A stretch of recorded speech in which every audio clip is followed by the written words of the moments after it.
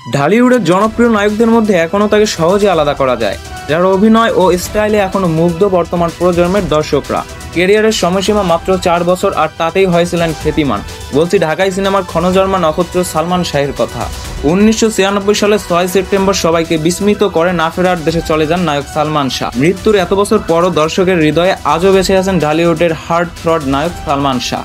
প্রিয় এই তারকার প্রয়াণ দিবসে তাকে নিয়ে অনেকেই নানা স্মৃতিচারণ করেছেন সামাজিক যোগাযোগ মাধ্যমে। আবার অনেকেই তাকে নিয়ে কাজ করতে না পারার আক্ষেপ প্রকাশ করেছেন।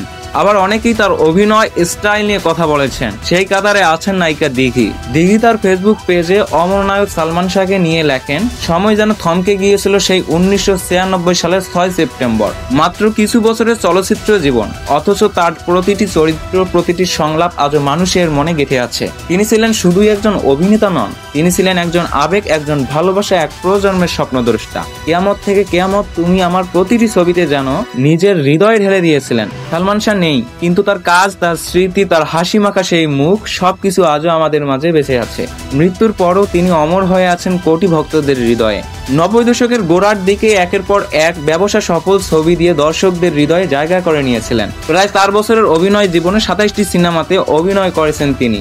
এর মধ্যে উল্লেখযোগ্য সিনেমার মধ্যে রয়েছে কিয়ামত থেকে কিয়ামত, চাওয়া থেকে পাওয়া, প্রেম যুদ্ধ, এই ঘর, এই সংসার, জীবন সংসার, অশ্রু দিয়ে লেখা। সালমান শাহ শাবনূর সিনেমা প্রেমীদের কাছে সবচেয়ে জনপ্রিয় জুটি। শাবনূর ছাড়াও সালমান শাহ স্ক্রিন শেয়ার করেছেন মৌসুমী, শাবনাজ, রোজিনার মতো জনপ্রিয় অভিনেত্রীদের সঙ্গে। প্রিয় দর্শক, দীর্ঘ প্রচেষ্টার ফলে আপনাদের জন্য সাজানো হয়েছে আজকের এই বিশেষ প্রতিবেদন।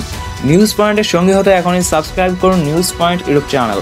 কেবলমাত্র আপনি সাবস্ক্রাইব করে যুক্ত হলেই নিউজ পয়েন্ট তার লক্ষ্যে পৌঁছাবে। সর্বদা যুক্ত থাকুন আমাদের সঙ্গে। আজকের মতো বিদায় নিচ্ছি।